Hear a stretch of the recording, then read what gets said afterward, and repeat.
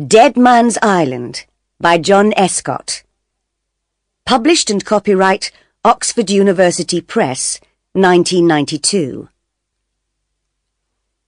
Chapter 1. Coming to England. My name is Carol Sanders. I live in England now, but when I was younger, I lived in Hong Kong. My father was a businessman there, and my mother worked as a secretary. We lived in Hong Kong for 7 years. I was happy at school, with lots of friends, and we had a good time. I like pop music. The Rolling Stones, David Bowie, and Jake Rosso were my favourites. Jake Rosso was my favourite singer. He died in a car accident the year I left school. But I listened to his pop records all the time.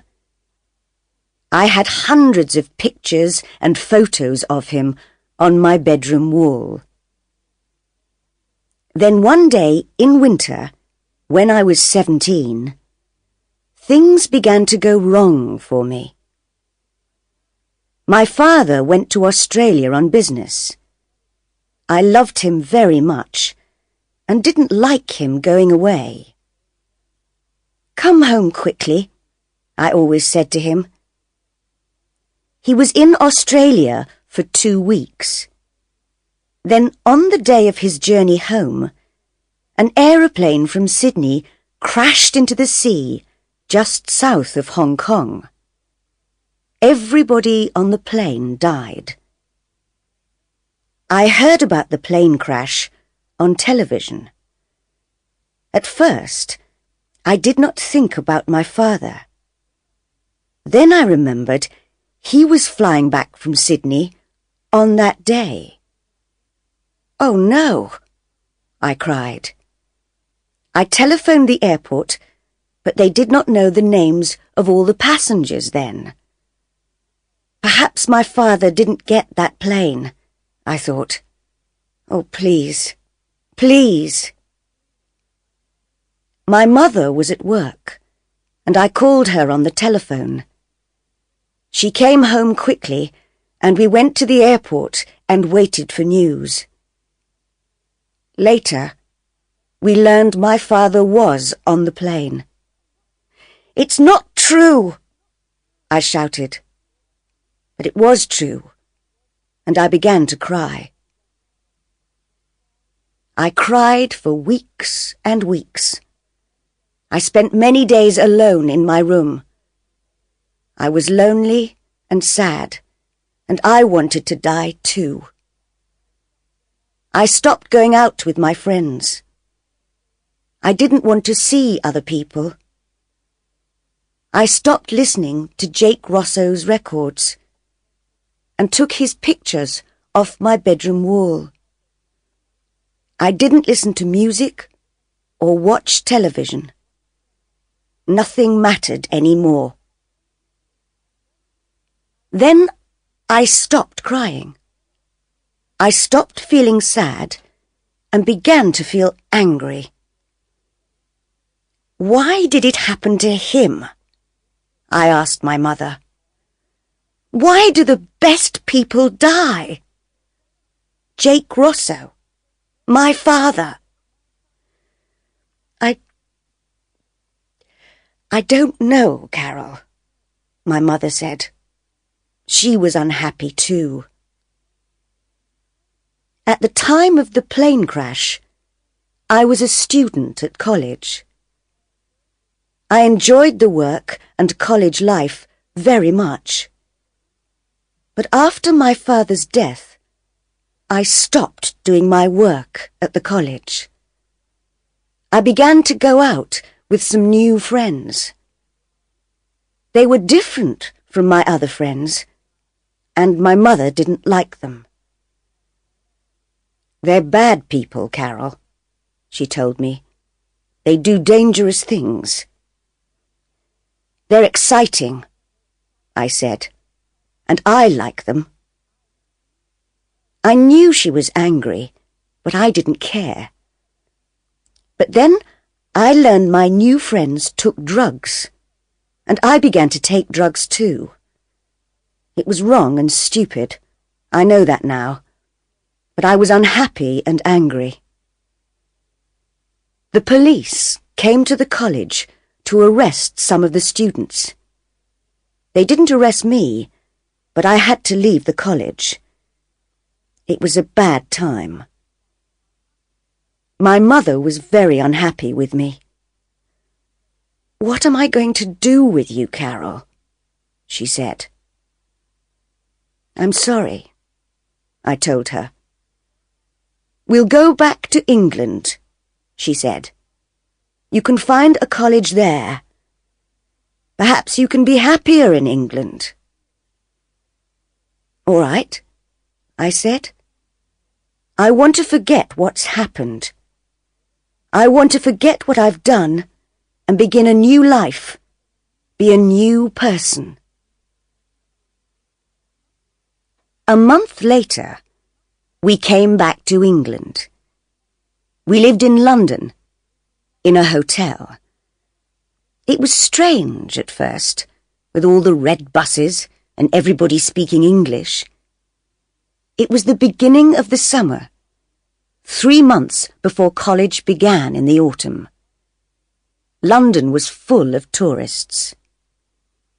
We looked at all the famous buildings, Buckingham Palace, the Tower of London, and we went to restaurants and theatres in the evenings. It was interesting and exciting, and I began to forget the bad times in Hong Kong. "I'm pleased we came to London," I told my mother. But after a few weeks, she said, "You need to find a college, Carol. You must go on studying. And I need a job." That evening, we looked in the newspapers. "What about this?" I said. I showed my mother a job in the newspaper. "Secretary for the summer months on a small private island in Scotland. Live with the family in a big house. Interesting work and good pay for the right person. Phone Greta Ross, telephone number 071. "Well, that sounds interesting," said my mother. "I'd like to work as a secretary on an island in Scotland. It's a beautiful country, Carol, and you can go to college there in the autumn." "And it's a place to live for the summer," I said. "Hotels are expensive." My mother telephoned Greta Ross. "Come and see me tomorrow," Greta Ross told her. "Come to the Savoy Hotel at 11 o'clock. I went to the Savoy Hotel with my mother. It was big and expensive, bigger than our hotel, and in the centre of London. Mum needs this job, I thought, and a private island in Scotland is a nice place to live. Perhaps I can forget what's happened if I go there. "Room 22, said the woman at the hotel desk. "Go on up. Mrs. Ross will see you now." Greta Ross was waiting for us. She was about 30 years old and very beautiful. She wore an expensive red dress, and her hair was very long and dark. "This is my daughter Carol," said my mother. "Hello, Carol," said Greta Ross. "Hello," I said. "Carol is 18 years old," said my mother. "Can she come with me if I get the job? Perhaps she can help in the house or in the gardens. She likes gardening. She's studying farming at college." "Perhaps," said Greta Ross. "There's a small farm on the island." "I'd like to work on the farm," I said. Greta Ross looked at my mother. How long did you live in Hong Kong, Mrs. Sanders? 7 years, answered my mother. My husband died in a plane crash last year, so we've come back to live in England. Where did you live before Hong Kong? We lived in India for 3 years. Then Greta Ross took my mother into a room and asked her more questions. I waited outside. Greta Ross is nice, I thought. I hope my mother gets the job. Soon after, the door opened and my mother came out. She was smiling. Greta Ross said, "Please wait here for a minute, Mrs. Sanders. I want to make a phone call." She went back into the room and closed the door. I was sitting on a chair near the door and I could just hear Greta Ross's voice speaking on the phone. "I think I've found someone," she was saying. "She has a daughter, but the girl can work in the garden or on the farm. Don't worry. They've been away from England for 10 years. It'll be all right, I tell you. Don't worry." After a few minutes, Greta Ross put down the phone and came out of the room. "You've got the job," she told my mother. My mother was pleased. "Thank you," she replied. I was pleased too, but now I was worried about that phone call. I didn't understand it. Chapter 2. The Island. We went to Scotland the next day, first by plane, then by train. Greta Ross travelled with us.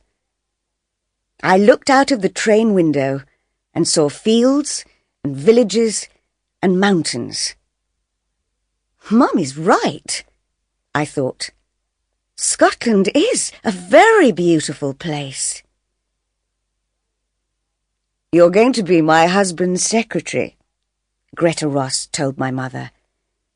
"He's a businessman, but he never leaves the island. He does all his work by telephone and letter and computer. He invests money in companies all over the world." "Do many people live on the island?" I asked. "Not many," said Greta Ross. "You'll meet them soon." Greta Ross is young, I thought. Is her husband young too? How can a young man buy an island? Is he very rich? After the train, we went on Mr. Ross's boat, which took us out to the island. The boatman was a young man. He had dark hair and was brown from the sun. "This is Tony," said Greta Ross. "He works for Mr. Ross." "Hi," said Tony. Soon we were near the island. I could see the beaches and the cliffs. The boat slowed down. "There are dangerous rocks round the island," explained Tony. "A lot of them are under the water and you can't see them. I have to be careful. But the rocks keep other boats away, and that pleases Mr. Ross." "Why?" I asked. Tony looked at Greta Ross, but she wasn't listening. "Mr. Ross doesn't like visitors to the island," Tony said in a quiet voice. Then Greta Ross looked at us, and Tony said no more. Why doesn't Mr. Ross like visitors? I thought. Has he something to hide? When we arrived on the island, my mother and I followed Greta up to the house. It was very big, and there were trees all around it. A woman was waiting inside the house. "This is Mrs. Duncan," Tony's mother," said Greta. "She's the housekeeper, and her husband is the gardener. Mrs. Duncan will take you up to your rooms. I'm going to tell Mr. Ross you've arrived." The housekeeper was a little woman with short hair. She went up the stairs, and my mother and I went after her. My room was next to my mother's. I looked out of the window and saw the gardens at the back of the house. A man was working in the garden near some trees. "Is that Mr. Duncan?" I thought. I looked between the trees and saw the sea. It's a beautiful house and a beautiful island. That evening, we had dinner with Mr. and Mrs. Duncan and Tony. We ate in the big kitchen. "What happened to Mr. Ross's last secretary?" asked my mother. "She's in hospital," replied Mrs. Duncan. "She's going to be away all summer." "Isn't Mrs. Ross lonely here?" I said. "No," said Mrs. Duncan. "She likes painting a lot. She has a room upstairs and goes there to paint. She's very good. Sometimes she goes to different places on the island to paint pictures." We finished eating our meal. Soon after, Greta Ross came into the kitchen. "Mr. Ross wants to see you and your daughter now, Mrs. Saunders," she said. "Follow me, please." We followed her through the house and into a big room. This was Mr. Ross's office, and he was sitting behind a desk. I was surprised. He was a young man, about 30. He had a moustache, short dark hair, and he wore glasses. Mr. Ross was speaking into the telephone. Who does he look like? I thought. Is it Tony Duncan? "Mr. Ross is talking to a business friend in New York," said Greta. "Please sit down." While we waited, I looked around the office.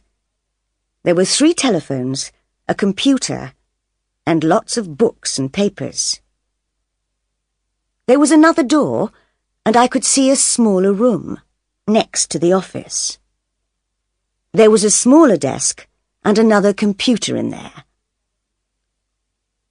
Mr. Ross finished speaking on the phone, then looked carefully at my mother and me. For a few seconds, he didn't speak, and just watched us. Then he said, "I'm pleased to meet you, Mrs. Saunders. I need some help with my work. My secretary is in hospital, and there's a lot of work to do. Sometimes you'll have to work late at night because of time differences in New York and Tokyo. Is that all right?" "Yes, that's all right," said my mother. "Can you use a computer?"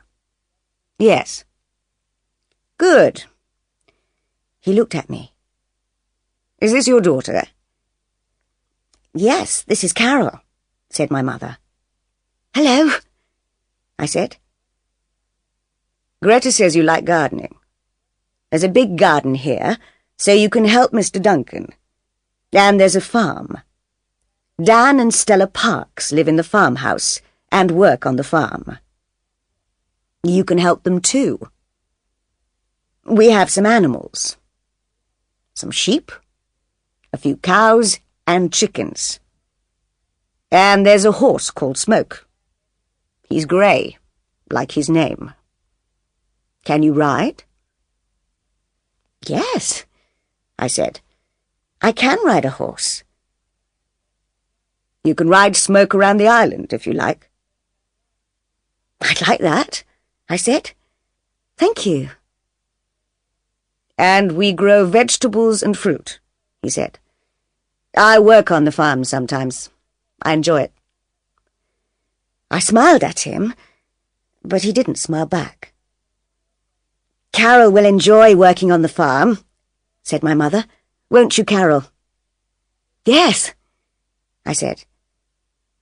Mr. Ross looks sad, I thought. But how did he get all his money? And why does he hide away on an island? Chapter 3. The Photograph. I worked in the garden for the first 2 days. The weather was hot and sunny. I liked working with Mr. Duncan, and he was pleased with my work. "You're a good gardener," he said. "I've always liked gardening," I said, "but I'm studying at college to be a farmer." Sometimes I saw Greta Ross. She likes to be alone, I thought. Once or twice, I saw Greta go out with her painting things. She went up on the hills or down to the beach. Mr. Duncan took me to the farm, and I met Dan and Stella Parks. They were very friendly. "You can work on the farm for the next 3 days," said Dan Parks. "Mr. Duncan says you're a good gardener. Are you a good farmer too?" I smiled at him. "I am," I said. He smiled back.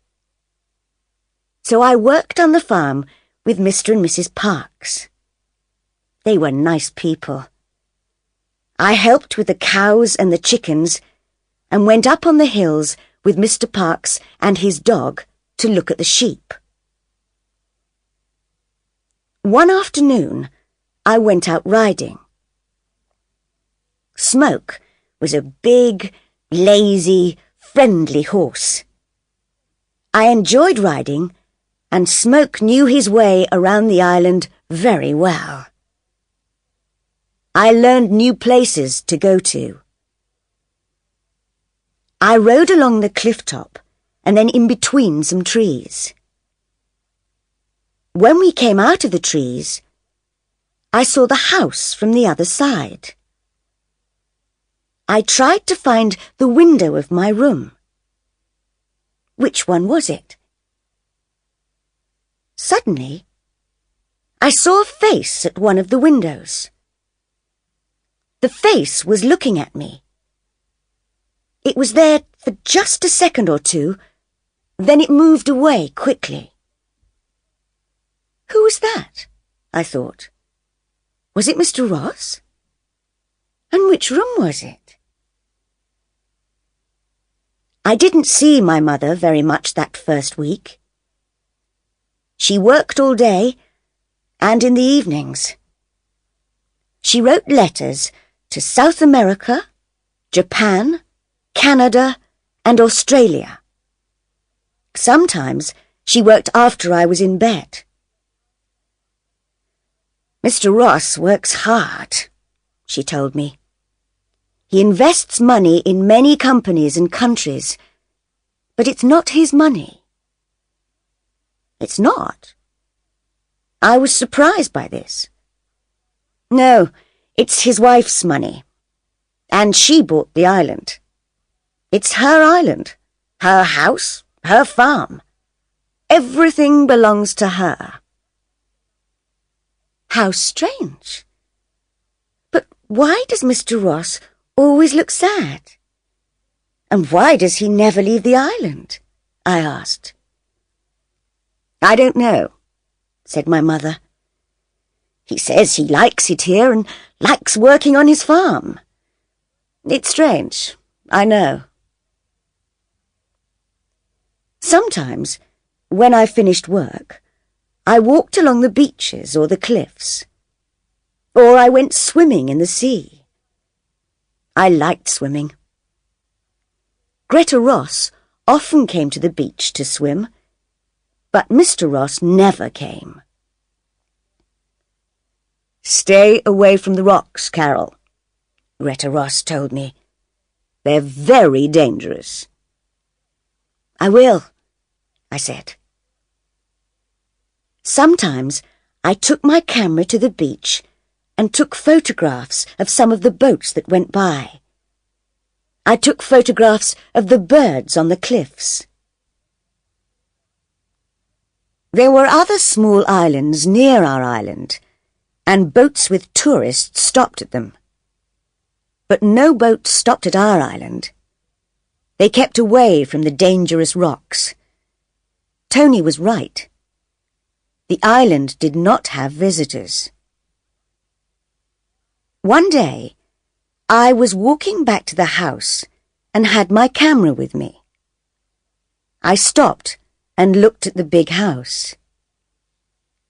Mr. Duncan was working in the garden in front of it. At first, he didn't see me. "I'm going to take a photograph of the house," I thought. "The sun is in just the right place, and it will make a good picture." I looked at the building through my camera and took the photograph. Mr. Ross was coming out of a door. He was in my picture too, and he looked angry. "It's all right," I thought. "It's still a good photograph." But Mr. Duncan was running across the grass. He came quickly up to me and said, "Give me your camera." He looked very worried. "What's wrong?" I asked in surprise. I gave him the camera. "Never take photographs of Mr. Ross," he said. And then he opened the back of my camera and took out the film. "Hey, what are you doing?" I said. "You'll spoil my film." But he didn't stop. "Sorry," he said, and he put the film into his pocket. "But no pictures of Mr. Ross. He doesn't like people to take pictures of him." Mr. Ross was watching us. He saw the camera, and he saw Mr. Duncan take out the film. But he said nothing. Then he turned and went back into the house. Later, I told my mother about Mr. Duncan and the camera. "He spoiled my film," I said. "I don't understand," she said. "Why did he do that?" "I don't know," I said. "But there's something strange about Mr. Ross." About a week later, I finished work early one day and came back to the house. My mother was working in her small room next to Mr. Ross's office. Mrs. Duncan was in the kitchen. Greta Ross was painting in her room upstairs. I went to my room and began reading a book. I was sitting beside the window. After half an hour, I got tired of reading. I looked out at the rain and the grey sea and the rocks between the trees. My book isn't very interesting, I thought. I got up and went out of my room. I walked along the passage and turned a corner. Then I saw the door at the end of the passage. There was a large plant in a plant pot outside the door. Where does that door go? I thought. I haven't seen it before. I remembered the face at the window in my first week on the island.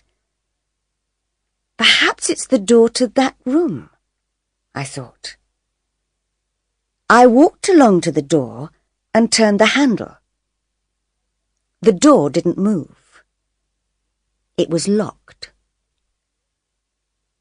"What are you doing?" said a voice behind me. I turned round quickly and saw Greta Ross. She looked angry. "That room is private," she said. "I'm sorry," I said. "I didn't—" "Stay away from there," she told me. I told my mother about the locked door. "What's behind it?" I said. "Is it a secret?" "I don't know," said my mother. "It doesn't matter. Mr. Ross can have locked rooms if he wants them." "I think he does have secrets," I said. "There's something strange about him. There's something strange about this island. Somebody isn't telling us something. Something important." My mother laughed. "Stop playing detective, Carol," she said. Chapter 4. The Locked Room. 2 days later, there was a storm in the middle of the night. I was hot and I couldn't sleep. I got out of bed, went across to the window, and looked out at the night. Black clouds hurried across the sky, and the trees moved wildly in the wind. The rain made a loud noise on the window. I opened my window and put my head out into the wind and the rain. I looked at the other windows in the house. Most of them were dark, but one window had a light in it. "Somebody isn't sleeping," I thought. "Which room is that?" There were 6 windows between my window and the room with the light. "And there are 6 doors between my room and the locked door," I thought. "That light is in the locked room. Somebody's in there." I put on my dressing gown and went out of my room. The house was dark, and at first I couldn't see very well. I walked along the passage and turned the corner. There it was, the locked room, and there was a light under the door. I went nearer and heard noises. "Somebody's moving about in the locked room," I thought. "Who is it?" Then the light went off and the door opened. I was afraid to move. Somebody came out of the room and into the dark passage. Lightning suddenly lit up the house, and I saw who it was. "It's Mr. Ross," I thought. What was he doing in that room in the middle of the night? I didn't move, and he didn't see me. He locked the door of the room carefully. He didn't put the key in his pocket, but hid it in the plant pot next to the door. "He's coming along here," I thought. "I must get back to my room." And I ran back along the passage. Mr. Ross heard me. "Who's that?" he called. I didn't answer, but ran into my room and closed the door. He came along the passage and stopped outside my door. Then he walked past and went on down the stairs. I took off my dressing gown and went back to bed. I was shaking because I was afraid. Now I know how to get into the locked room, I thought. But what's in there?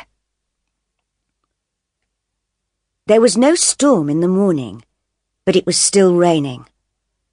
I got up early and worked on the farm. There were eggs from the chickens, and I put them in boxes. I helped to milk the cows and then took them out to the field. Later, I went back into the house for breakfast. "Did you sleep all right last night?" asked Mrs. Duncan. "Or did the storm wake you up?" "I slept all right," I said. I didn't want to tell her about the light in the locked room or about Mr. Ross. After breakfast, I went back upstairs. Mr. Ross was talking on the telephone in his office. My mother was working at her desk. I knew that Mrs. Duncan was in the kitchen and that Mr. Duncan was working in the garden. "Where's Mrs. Ross?" I thought. Then I looked out of the window and saw her with Tony Duncan. They were walking to the boat. "He's taking her out in the boat," I thought. "Perhaps she's going to Edinburgh." The boat moved away from the island, and I waited until it was out at sea. Then I opened the door of my room. There was nobody in the passage, and I ran along to the locked room. The key was still in the plant pot, and I took it out. My hand was shaking. Then I unlocked the door. Chapter 5. A Dead Man. I went into the room, and I was very surprised. The room was full of strange things. Coloured shirts and suits. 3 guitars. And there were posters and photographs on the wall. I looked at the posters. Jake Rosso's face looked down at me. I looked at the dead Jake Rosso's picture, and I remembered all the photographs on the walls of my room in Hong Kong. I could never forget that face, the face of my favourite singer. Then, while I looked at his face, something strange happened. I began to see another face in the posters. An older face, and with a moustache, but the same face. I saw the face of Mr. Ross. "No," I said, "it's not true." But it was. I knew it was. Mr. Ross is Jake Rosso. "No," said a voice behind me. I turned round and saw Mr. Ross. He was standing in the doorway. He looked afraid. "I don't believe you," I said. "You have to believe me." I looked at the posters. "Who is that, if it's not you?" "It's Jake Rosso. He was my brother." "That's not true," I shouted. "I don't believe you." "Listen, Jake Rosso was my favourite singer. I had hundreds of photos of him. I still have all his records. I loved him. Do you understand? Thousands of people loved him." "He's dead," Mr. Ross said quietly. "No!" I shouted. "You're Jake Rosso. You look different now, yes. You've got short hair. You've got a moustache now, and you wear glasses. But you're Jake Rosso. You were my favourite pop star, so I know." Mr. Ross said nothing and watched my face. He doesn't know what to do, I thought. He knows I don't believe him, and he's afraid. Then he said, "It was you in the passage last night, wasn't it?" "Yes," I answered. He looked angry. "I was wrong to give your mother a job," he said. I thought it was okay because you came from Hong Kong, and I needed help with my work. I needed a good secretary. Does your other secretary know who you are? I asked. Do the other people on the island know? Mr. Ross didn't answer, but walked across to the window. He was thinking. What's he going to do? I thought. Then he turned round. Okay, you're right. I am Jake Rosso. I knew it! He looked worried and unhappy. Can you keep a secret? A very important secret. I thought for a minute, then I said, yes, I can keep a secret. Then he told me. The other people on this island are my family. Your family? I said. Yes. My real name is James Duncan, and Mr. and Mrs. Duncan are my father and mother. Tony is my younger brother, and his wife Lisa is my secretary. It's she who's in hospital. And Dan and Stella Parks? I asked. My mother's sister and her husband, he said. But what are you doing here on this island? I don't understand. I'll tell you, he said. He sat down on a chair and took a guitar in his hands, but he didn't play it. You were right. I was a famous pop star. I was very rich, and I had a beautiful wife. But things went wrong. How? I took drugs, he said. I drank a lot of alcohol. I got drunk and crashed cars. I did stupid, terrible things. I knew it was wrong, but I couldn't stop doing it. I was crazy for a time. I can understand that, I told him. I've taken drugs too. He looked surprised. You have? Yes, I said. After my father died, I was very unhappy, and things went wrong for me too. But go on with your story. He went on. One night, I was driving my car. I was drunk. And I hit somebody. A young girl. She died. I killed her. Oh, no.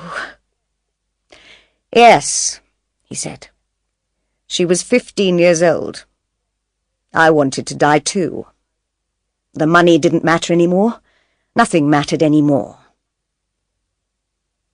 What did you do after the accident? I asked. I drove on in the car. I didn't stop, and I didn't tell the police. I had killed someone, and I was afraid. He looked afraid now. He put the guitar down and went on with his story. So I made a plan. Jake Rosso had to die too. It was the best thing to do. And so I killed him. But you're still alive. My family know I'm alive, but no other people know. He looked at me. But now you know. How did you do it? I asked. I told my family about my plan, and I told Greta, my wife. At first they didn't like it, but after a long time, they said okay. Then I faked the car crash. Faked it? Yes, he said. I put some of my things in the car, a guitar and some clothes. Then I pushed my car over a cliff and burned it. The police found the burned car and thought I was dead. Everybody thought I was killed in the car crash. "But you faked the crash," I said. "Yes." "What did you do then?" "My family hid me away for months. I tried to change into a different person. Shorter hair, a moustache, quiet suits. All my money went to Greta, and she changed her name to Ross. I told her to buy this island. Now I invest her money, the money that was mine. And now I'm James Ross." "What about Jake Rosso?" I asked. "Jake Rosso took drugs," he said. "Jake Rosso got drunk and crashed cars. He killed a young girl, so he had to die. I can never forget the girl. I think about her every day." "And that's why you always look so sad," I thought. I looked around the room. "Why do you keep a room like this? Why do you keep the guitars, the posters and photographs?" James Ross did not speak for a minute. Then he said, "I need to remember my old life and what Jake Rosso was like. I'm never going to sing again, and I'm never going to take drugs. But I need this room to remember." I looked at the posters and the photographs, and I looked at his sad face. "I'm not going to say anything. I won't tell my mother. I won't tell anybody." James Ross looked at me. "I think you understand," he said. "I do," I said. "I've done bad things. I want to forget them too. I needed to get away, to hide too. That's why we came to England, to begin a new life." "Yes, I understand." He took my hand, and we walked out of the room and closed the door. I never went into the room again, and I didn't tell anybody. My mother and I left the island at the end of the summer. Soon after, I went to college. My life is better now. I work on a farm in England, and my mother works in an office. My mother doesn't worry about me because I'm happier now.